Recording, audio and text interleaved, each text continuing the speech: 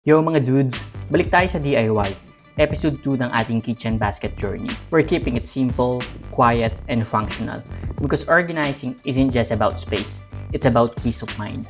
Tara, ituloy na natin to.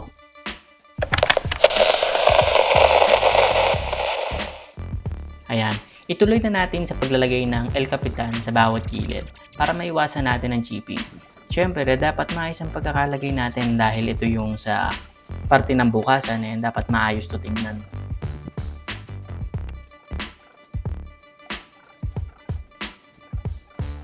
So pagkatapos niyan, lilihain din natin yan. Once na, tuyo na. Yun sa akin kasi, alam ko, iniwan ko ng overnight before ko lihain.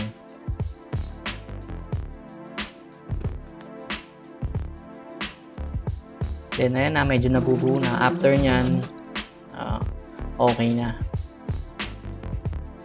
Pinturahan na natin para bukas, liha na lang, then pintura na lang ng mga gilid-gilid or top coat na lang.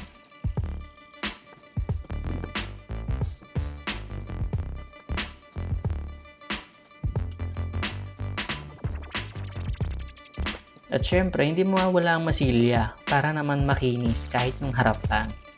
Medyo manipis lang na masilya yung nilagay ko doon. Medyo makapal lang kung titignan, pero marami doon hindi na nilagay. Napadami lang yung lagay ko. Then after nun, syempre, sanding.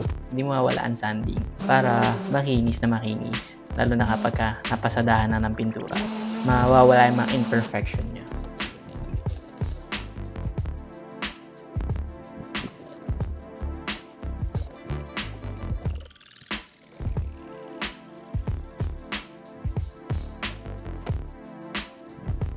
Yan, malapit na tayo sa katotohanan.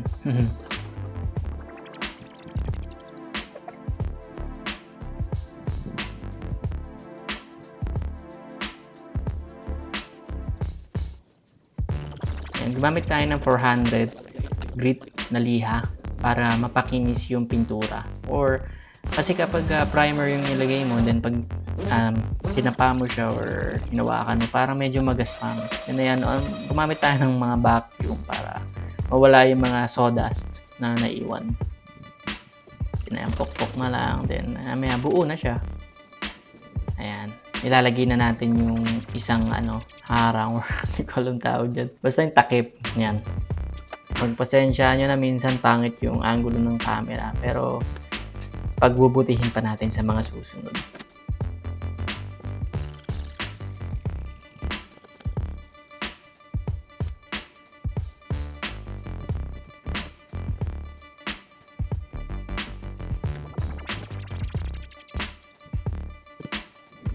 Gumamit tayo ng ruler para sa spacer niya, para hindi sobrang laki yung uwang or yung parang pagkaka-space niyang ayan, so saktong-sakto lang siya.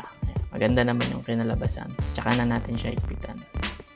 Then dito, ayan, diskarte lang. Ginuhitan na natin, then tornilyo na lang.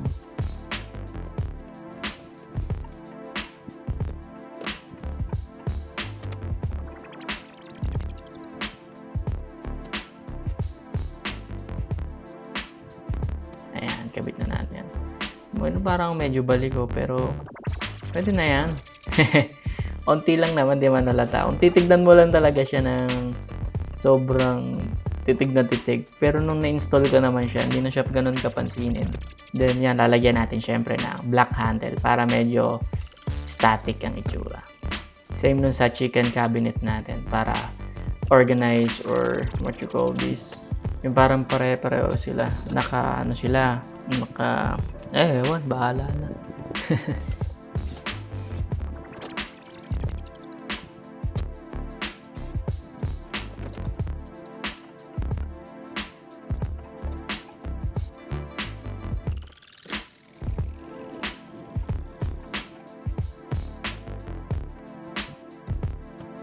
Pasadaan lang natin ng pintura yung mga pako para medyo hindi masyadong halata.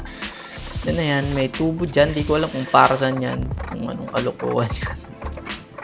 Pero tinanggal ko na lang. Then ang isang pagkakamali ko dito sinukat ko pero mayroon palang batong nakaumbok dyan and hindi ko siya mabakbak kahit naalala ko yung tiles baka matanggal. Then kung grinder naman, sobrang alikabok. So, inisip ko na lang, katamin ko na lang ilalim or bawasan ko yung sa ilalim. Yun na yun, lumapat naman. Kaso, ang naging problema naman, medyo hindi naman sumobra. I mean, sakto na yung una kong sukat eh. May bato lang talaga na malalim na yun yung kailangan kong malagpasan. Kaso medyo makapal yun at matigas. Kaya dito na lang bumawas din. Tsaka ko, naglagay tayo nung sa ilalim, kalang, para matulak niya pa ibabaw ulit. Then, sumikit. Ayan na, nakakabit na siya. Yun lang mga dudes. Peace out!